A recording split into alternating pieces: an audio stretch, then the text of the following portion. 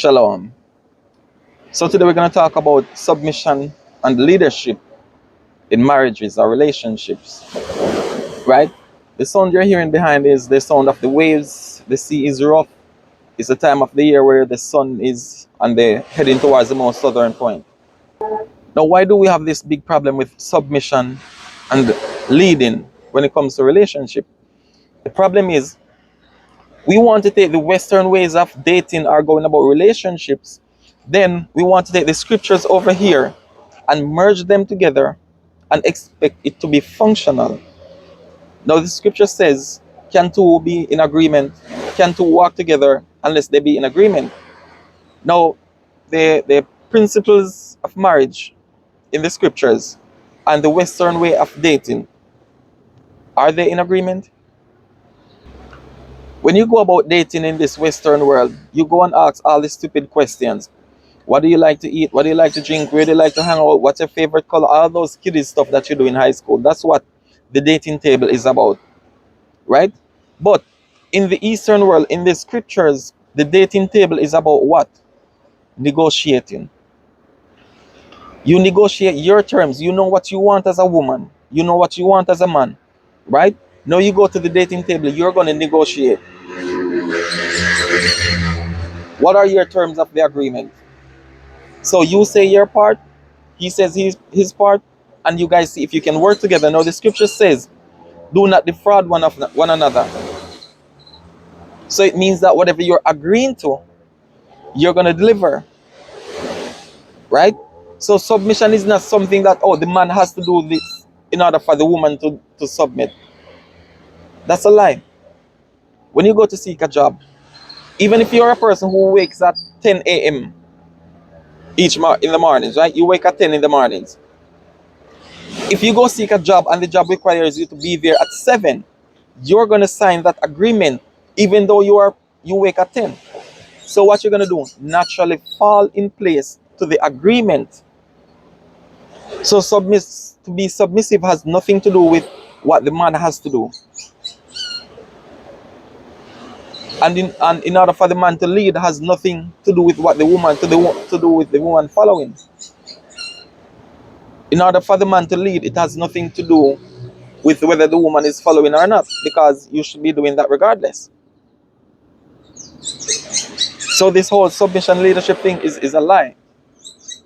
It's madness. You negotiate your terms, you come to the agreement, and this is what I'm going to do, and this is what you're going to do in return. It's an agreement. Just like you go to work, you reach there at this time, you do all these things, and you sign out at the end of the day, and at the end of the week or the month or bi-weekly, whatever, this is what you're going to get. These are the benefits that you're going to get. Now what happens when you fall short of your part in that agreement with the work? They can choose to discontinue that thing. Terminate your service.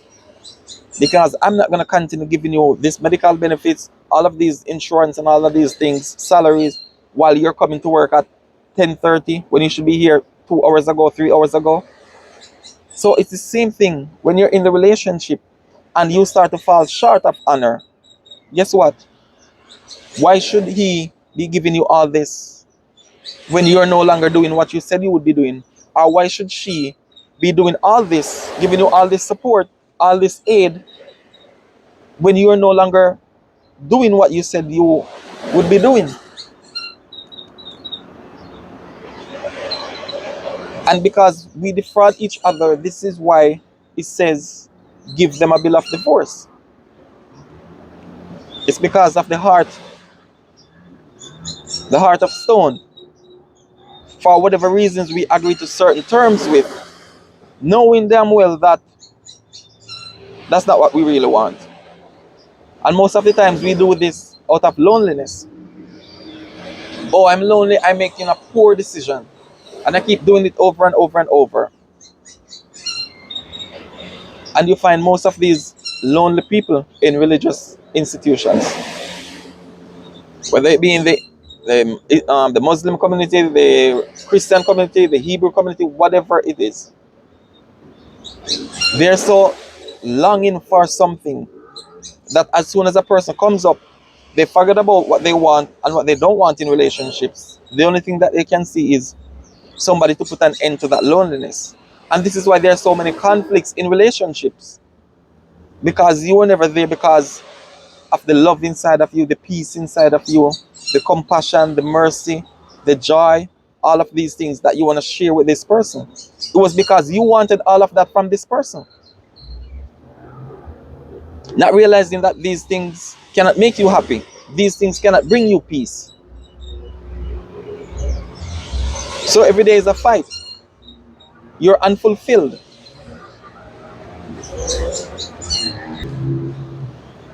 Submitting, when it comes to submission, submitting is not just for one person either, because most of the times we use the term, we think submission is just the woman submitting to the man. But it says submit one to another. So what happens when she knows more about a certain field than you? Should she submit to you? What if she's better in the kitchen? What if she's better with sewing? Why should she be submitted to you? If she knows more about driving, if she knows more about computers and technology and you don't know anything about it,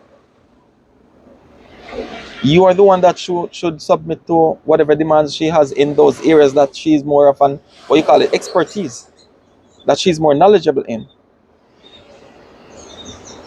The problem is a lot of us men do not know when to submit. We just think that, oh, men are the leaders and you only lead. No, there's a balance. You're gonna have, as a leader, you're gonna have your time that you submit as well. Right? That's humility. And when you're prideful, that will make you fall. That will make you pluck up your own house. Because when it's time for you to listen to her, you cannot listen. Even if what she's saying is really valid. So we have to create a balance. It doesn't mean that she's taking over the relationship or the entire leading process, but you let her lead in the areas where she's stronger at. Now, submission is not something that is forced. And we have a major problem because this is where you see most people want people with money, or they think that that makes the relationship more secured. But that's also a false narrative, because a man having all this money can take up a younger person who, for example, the man is in his 40s and up. He's at a stage where he has certain things already. Think about a woman that is about 20 years, just finished college. What does she really have? No, that's a form of forcing into submission. Because just because you're paying for this, this, and this, no, she's submitting to that power. She's not really submitting to you, she's submitting to that power. Now, what happens when somebody else crosses her path that has more financial power than you? If she's only submitting to the power or your financial provisions, what happens when she finds another financial provider? What happens when you're providing all these basic necessities, but you're not there? You're busy working. She's lonely. You travel for work. What happens to her? What happens when her mind starts wandering off? Because there are some people that are addicted to attention, and if you don't have enough to give them, you're going to be at a great loss, because you're going to be investing so much financially and thinking that's all she wants. Really? That's a form of forcing. She gets excited at the thrill of you having all these things because you're showing her a life that she's never seen before. She went in on it. But afterwards she realized that that's not what she really wants. As she asks you for money, you give her, you don't care what the hell she wants to do with it. She's feeling you out. She finds out, but you're a yes man. So what happens to that attraction that she had for you? It's dissipating, it's dissolving.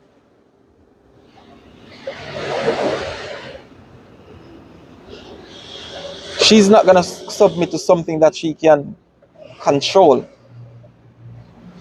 Women were created to be under that submission. And if she can get her way around it, she's going to take advantage, just like a young child under the age of 12 years. Once you tell them, don't do this, and they do it, but you don't do anything, guess what? They're going to continue doing it. Not just the same thing, but different things. They're going to keep manipulating their way around you. And how much is that child going to respect the parent? Now it's the same in the relationship. If you lay down all these principles, but when she comes and sweet you up, give you the sweet talk just to get around, and you start to move your boundaries, move your borders, the more you move your borders or your boundaries, is the more she's losing that respect, is the more she's losing that attraction for you.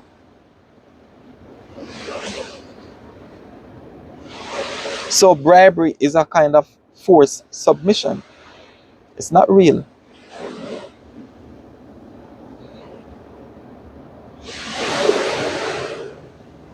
When you're leading as a man, you have to lead with intent. You have to be intentional. You have to have confidence in you, in yourself.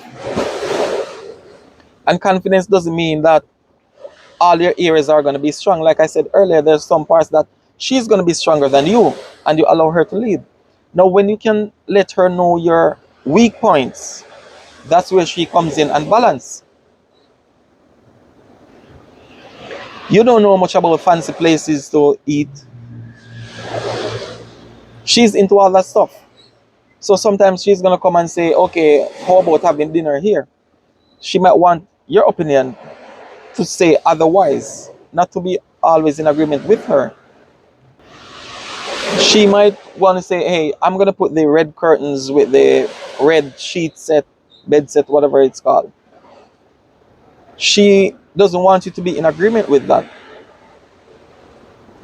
She wants you to tell her otherwise. So these are some things that we have to know, right? But it's okay if you said from the beginning that you are not strong on these things, because it really doesn't matter whether it's green or red curtains.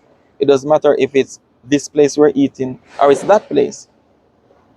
As long as we're eating clean foods, it doesn't matter.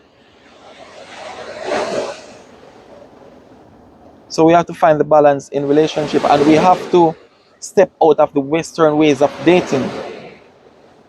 Submission and leadership is something that you should initially agree to, not something you try to discover afterwards. It's not something that the person needs to do special to unlock in the other person. You just need to be intentional. So we need to stop look at this submission and leadership thing from the Greek standpoint, this Western standpoint of what submission should be. It's just an agreement, the same marriage agreement that you get into. But that's something that should be negotiated from the very beginning.